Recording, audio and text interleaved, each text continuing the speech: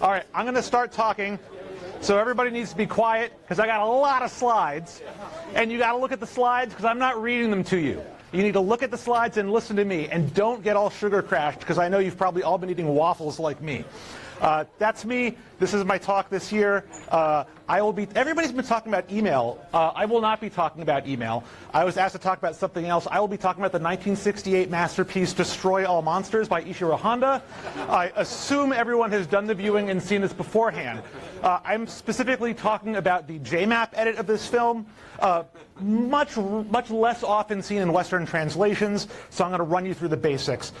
Last time I was here at FOSDEM 2 years ago, I did my talk on the terror of IMAP. The translation we used then was called JMAP, the absolute minimum. If you haven't seen this talk, you should probably watch it right now so you have the context you need. Oh, wait. No. Okay, let's keep going. That talk talked about this guy. Who knows who this is? IMAP. Very good. I would also take Godzilla. Much harder, this guy. This is King Caesar, who here represents SMTP submission. That's when you wrote an email and you're sending it for your ISP to send it out, not when ISPs talk to each other. That's Rodan, not talking about it today. There was something that was going to help us out with this problem of IMAP and SMTP, and that is JMAP. JMAP is awesome. It's really good. Other people were talking about it, and they were talking about it because it's so good. If you have not been following lots of kaiju movies, I will try and explain, especially if you weren't here for my talk last time. Godzilla and King Caesar were horrible monsters that are beneath the earth, underlying everything we do. And they're useful, they serve a purpose in nature, but they're like the worst.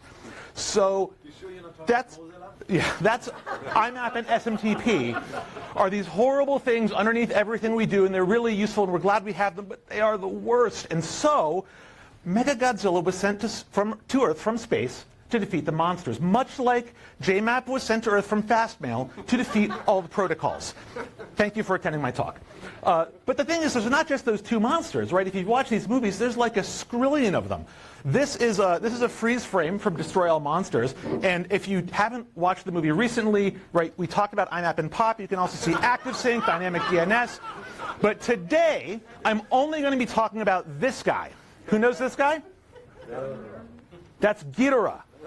King Ghidorah. Put respect on his name. But first, IMAP. So this is a picture of IMAP, and what I've done is I've kind of highlighted all the bits of IMAP. If you are going to write an IMAP client or server, you need to understand the bits. There's like response codes, there's things called tags, there's lists. These are lists of atoms. There's responses and unsolicited commands. It sucks. All protocols, you have to learn how to deal with the protocol, but you want to know as few as possible, because every extra protocol is using up space in your brain you could be using to remember the names of monsters. So there's one really important property of IMAP. Mostly you know, like, IMAP has my mail, and I read my mail. That's mostly what you need to know. The really important thing is, this is called quick resync. At the top you see it says quick resync state 123. How do you know which one is the state? Well, it's like a list of 5 items, and the third one is always state. It's terrible. It's IMAP. So what happens is your client is saying, I've been online before. I've synchronized my mail. I got to state 123. What's good? What's new? And the server says, I'm at state 130. If you apply all these changes to your cache, you will be at 130, and then we will agree. This is super useful. It's why you can read your mail offline. It's why when you connect your mail client, it comes online really quickly. Right? It's really, really good. So the good stuff is great, but the bad stuff, like all these, let's go back. All this crap, it's a buzzkill. I don't want to deal with it. So we've got JMAP now, and JMAP gets rid of all of this. I'm not going to teach you how to use JMAP today. I only have 25 minutes, and I'm already going real fast. I just want to show you how easy it is and how worthwhile it is to learn. So this is JMAP. Start off, look at that. That's HTTP. That's good. That's like one protocol to rule them all. You know, that one, you're good. Just take everything we have and stick it in HTTP. They're putting DNS in HTTP now. It's pretty good. Okay. So this is just posting our request. We say, I want to get some emails. Which emails? Emails 1, 2, and 3. There's some more stuff in these little ellipses.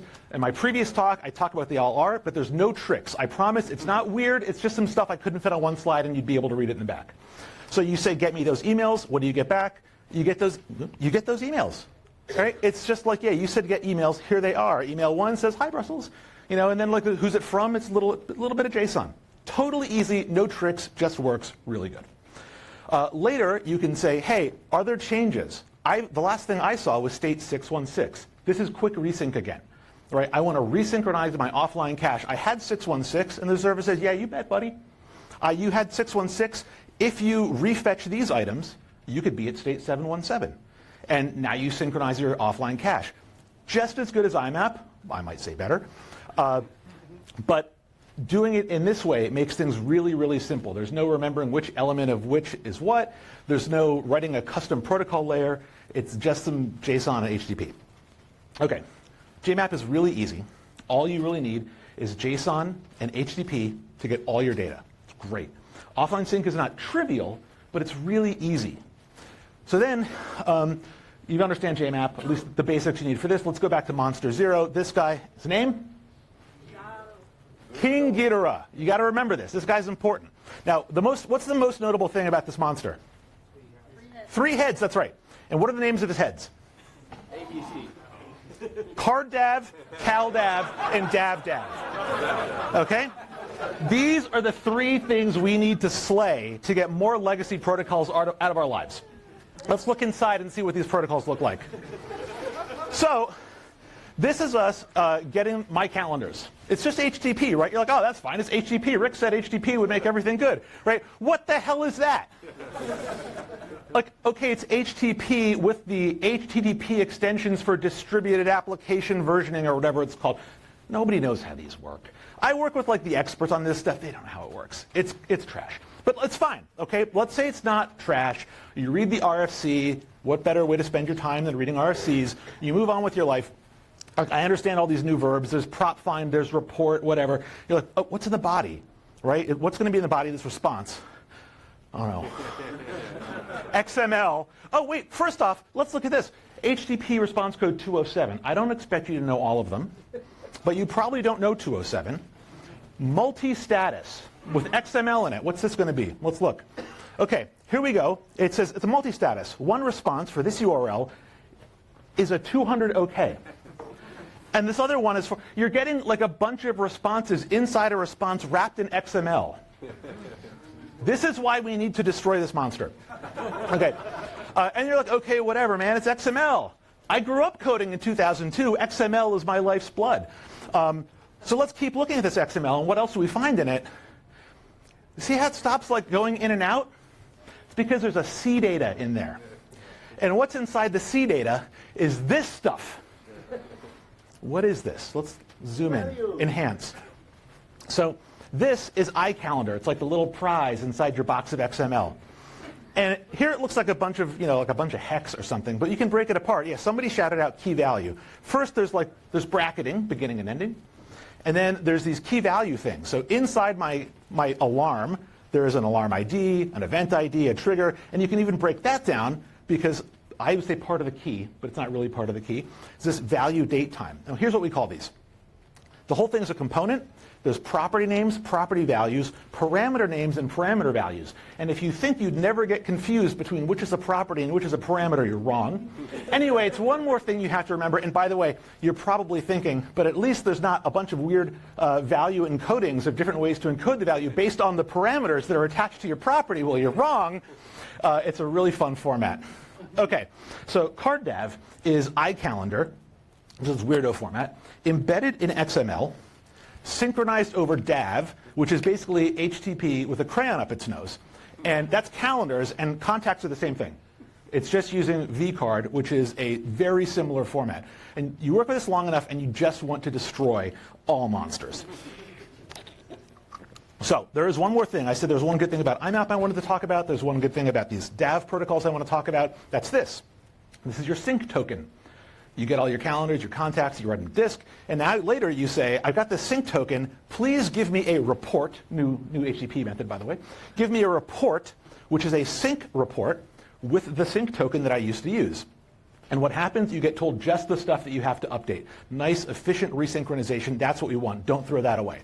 So you only get back what changed since last time, but of course it's all wrapped in XML because that's the world we live in now. Okay, so we go back to these guys. How are we going to fix this problem? Well, we're going to have JMAP for calendars, JMAP for contacts, and JMAP for file storage. These are the 3 weapons we will use against King Ghidorah. So we can go back to JMAP. This was JMAP, right? We saw this one earlier. I want to get some email. And instead of saying I want to get my email, we're going to say I want to get my contact card. Absolutely the same. When we got our email, it looked like this. Here's the list of emails you wanted. This one has a subject. You get, here's the contact cards you wanted. This one has a name and some email addresses. Like, that's it. There's no weird parser. It's just like life is easy. You can write a 20-line little program in a cron job for whatever you want, dealing with this stuff without learning weird libraries, because it's so easy. Changes, right? You want to synchronize your offline cache. Exactly the same. I want to synchronize my offline cache. They're not running on different ports or different paths. You can send, like, synchronize all my offline caches, and you get all the responses back in one HTTP round trip. I'm not going to get into it, but it's awesome.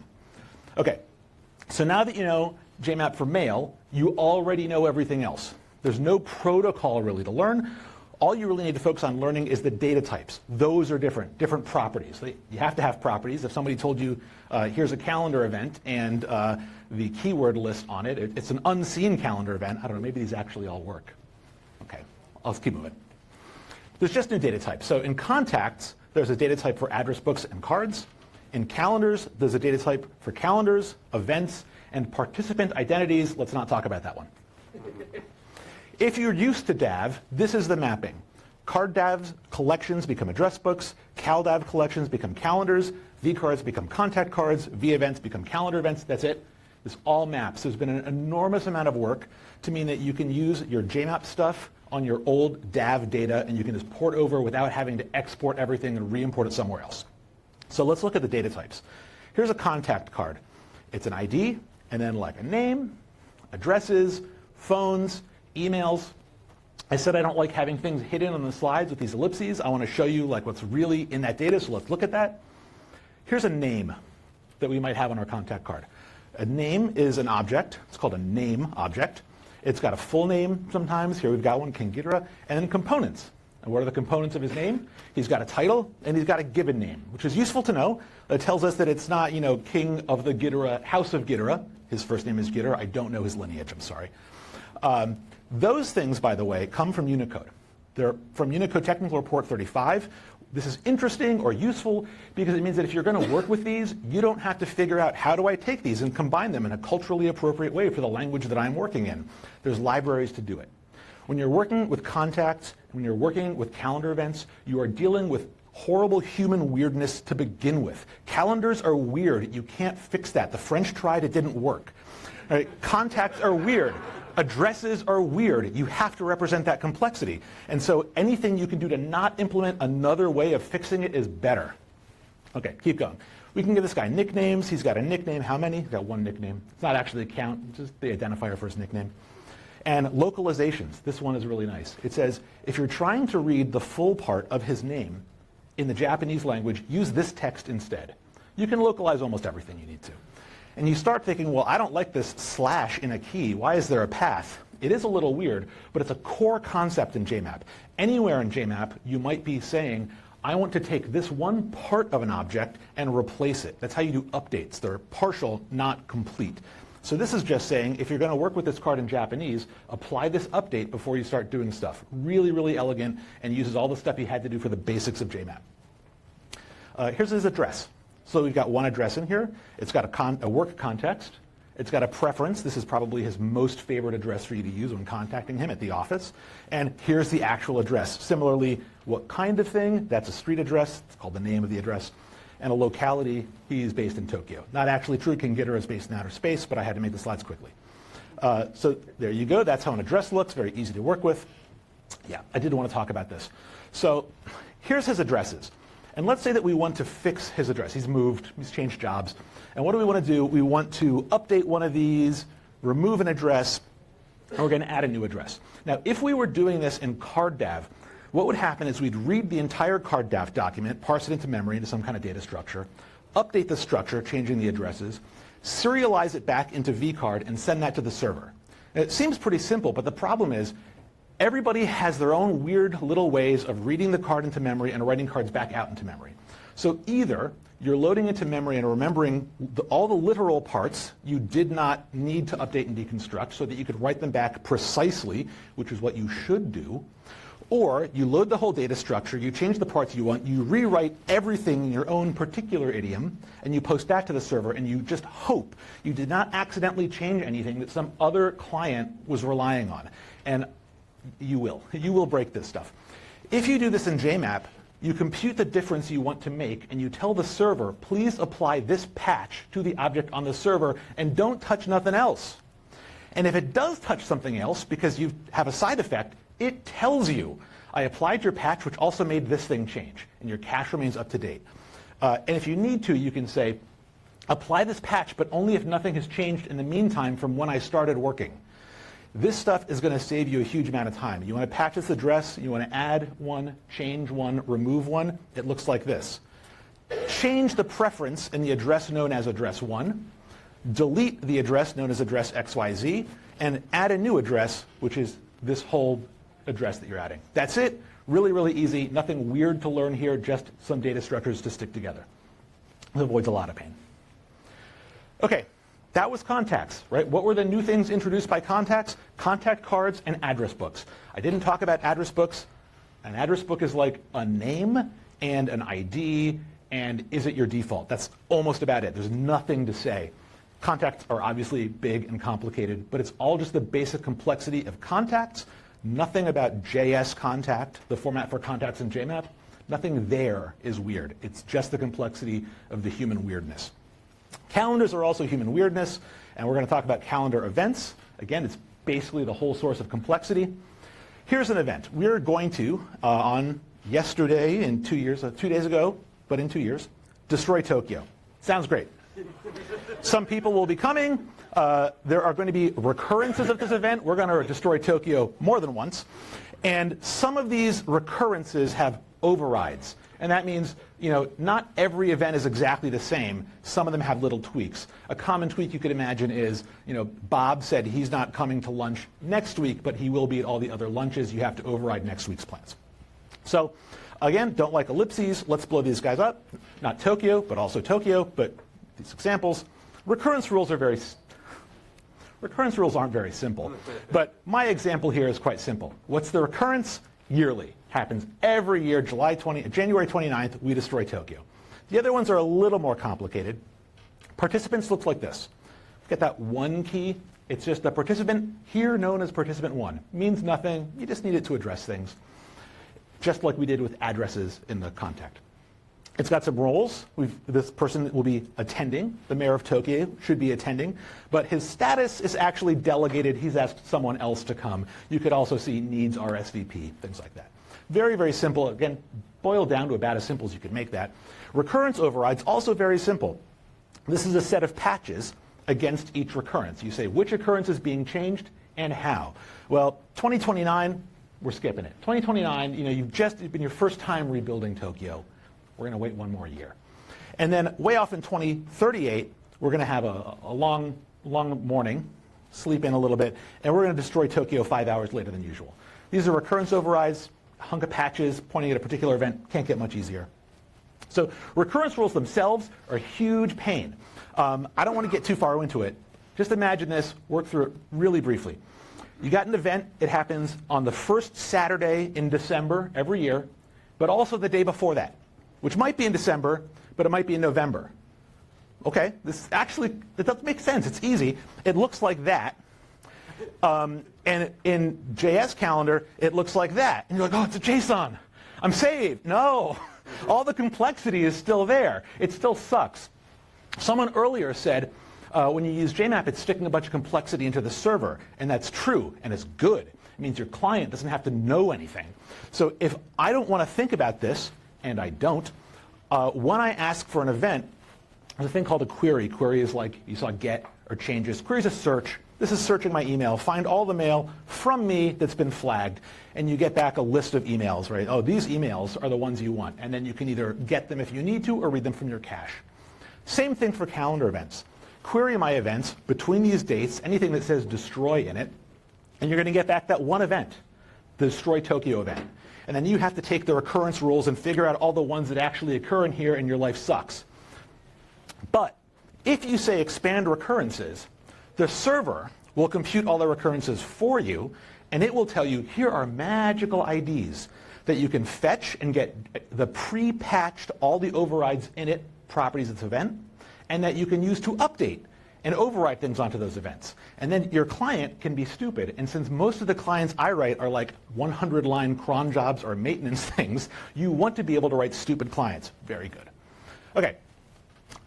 So these are the things that I've talked about. They are RFC 9610, which is where you find contacts, and JMAP Calendars 26 is a draft. It's basically done, but we've realized some things that we should probably fix before we really ship it. But it's real close to done. The other thing I can talk about is file storage. File storage is version 0 of a draft. So this gives you a sense of where it is. It's at a very early stage of development. But Fastmail's been using file storage for years. I'm going to guess like 8 years or something via JMAP. Pretty good. Like, it sits there, it works. Maybe we've changed some bits of the code that implements it, but I don't think we've changed the API more than once or twice in those 8 years. Like, it just sits there and works. So we have some goals about how to make it robust enough to make it an internet standard. But basically, you could follow along and watch the mailing list and see where it goes. Mostly it's sitting there right now while we're traveling around at conferences. Here's what it looks like. You get a file node object. And a file node, it just represents like a directory entity, if you want to think about it in Unix terms. It's got an ID. It might have a parent ID, because it's in a directory, or it has a parent directory. It's got a blob ID. A blob ID is a whole bunch of bytes. Right? If you think about an email, here in JMAP land, we try not to think about the RFC 5322 encoding of the email into a sequence of bytes that get sent around the internet because they suck. We just think about these JSON objects that have like subject and from and parts, because then your life is good. But under the hood, there is a pile of bytes that is this email document. That's the blob. Everything has a blob, including file nodes, which are mostly blob. It's got a blob ID, it's got a name, it's our file name, and some other properties like, is this an executable file? You can't ask JMAP to run this for you, but you can ask it whether it could be run were it on your file system. If you want to put one of these onto your server, you do a JMAP upload, which is basically post to a URL that you're told is where you send uploads, and then you make one of these. You say file node set create this blob, this name, this parent. There you go, got a file. Okay, winding up. This talk has mostly been really basic, high-level overview of this stuff. Like I said at the beginning, there's no way I was going to really teach you to use JMAP in 25 minutes. But I wanted to show you like all the stuff that you can do with it, why it's good, and we can just start with, because it's so much simpler than CardDAV, CalDAV, and the DAV. Because it gets rid of the weird HTTP, it gets rid of the XML, it gets rid of the vCard and iCalendar formats, and it brings you back to working with stuff that you already know how to use. And by the way, all the APIs that you're probably using in your day-to-day life for like talking to this automated scale that pulls your weight down every morning, those are HTTP and JSON.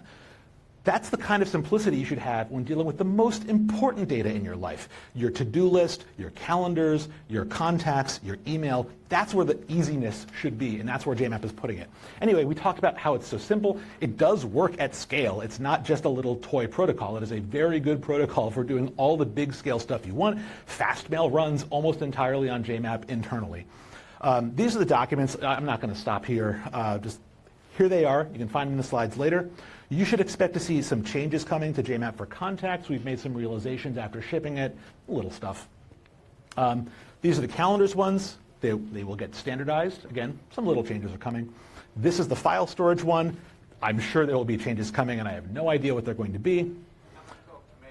Yeah. So everybody wants to use JMAP now.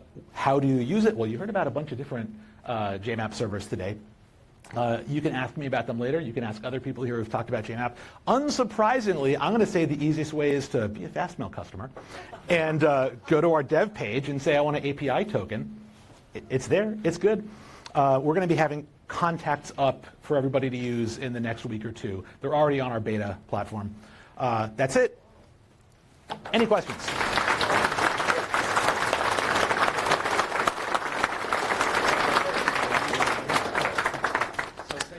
think we have a strong contender for the candidate talk for fighting most monsters at FOSDEM, but is there anybody willing and brave enough to challenge Rico Zaros with some questions? People are afraid. I've defeated them all. Yeah. Is there any real-world Mac client trying to implement it? Are there any real-world Mac clients that are trying to implement JMAP? Ben is raising his hand. Perula, which was talked about earlier, implements this. You can run Fastmail on your desktop in an Electron app, which runs very nicely on Mac OS. There's also one called SwiftMail, which I think might be out of development. There's a Swift JMAP client called Mailtemi, which runs on iOS. There he is. Yep. I saw you earlier, and it left my head, Jivko. I don't think that you can run that on desktop yet. Not yet. Yeah. Only protocol. So there are some coming. Yeah. It's good to see that you have clients. Yeah. Thank you. Yes. What is the recommended JSON parser for this? What's the recommended JSON parser for this? I don't care. Look, I feel like if your protocol has a recommended JSON parser, you have made a mistake. What about CVs? I'm sorry? What about CVs? CV, well, if you want to find out what is the most reliable JSON parser for the language you're working in, I am not the person to ask. I am not an expert in particular libraries across these things. I can tell you that we use Jansen internally in our C implementation. Our Perl implementation uses JSON XS, and that's right, we use a lot of Perl. I'm sure there are some other JSON implementations in our ecosystem, but I'm just not the expert for that. Yes? How does it come with encryption of data inside the JSON itself? Because Yeah. if you do TLS termination and Yes. So the question is, how does this work if you want to encrypt your mail, especially end-to-end? Is that all like specific headers? Yeah. So I would say the brief answer is, if you want a fully or heavily encrypted communication, email is the wrong place to start. So you can encrypt your email. There are extensions for JMAP for dealing with encrypted email. They are largely for server-terminated encryption. If you want to have the email be fully end-to-end encrypted, the server can't process things like give me the from, give me the subject. There are things for header protection, which means this particular header has been encrypted. Some extensions can handle that. I will tell you the vague advice I would give someone implementing more end-to-end encryption would be synchronize the blobs using entirely blob synchronization and run a JMAP proxy layer inside your browser, which, by the way, is how Fastmail's offline client works. It runs a JMAP client and server in the browser talking to itself for the sake of synchronization and offline work. I think I'm totally out of time. Oh, we have one quick question removed. Yeah, anybody else? Yeah. When will be released JMAP push? When will we release JMAP push? This is a man who knows the question to make me flee. So JMAP, not mentioned in this talk, JMAP has two mechanisms for doing server-side real-time streaming. One is you can get an event source, which is a long-running HTTP connection that just keeps telling you, you could resynchronize this type, you could resynchronize this type, and it stays open, works really well, and you can reconnect. This is great if you're running an app in the browser. The other is RFC 8030 style web push, where you tell the server, here's a mailbox to which you can post updates. That's what Jivko wants to know about. Fastmail doesn't implement that yet. I don't know the answer. We have it working. There's just a little bit of edge cases. So I would love to ship that as soon as possible, but I hope it will be this calendar year, and I don't think it's going to be before the middle of the year. This is what everybody asks for. I know. Everybody wants it. All right. Thank you.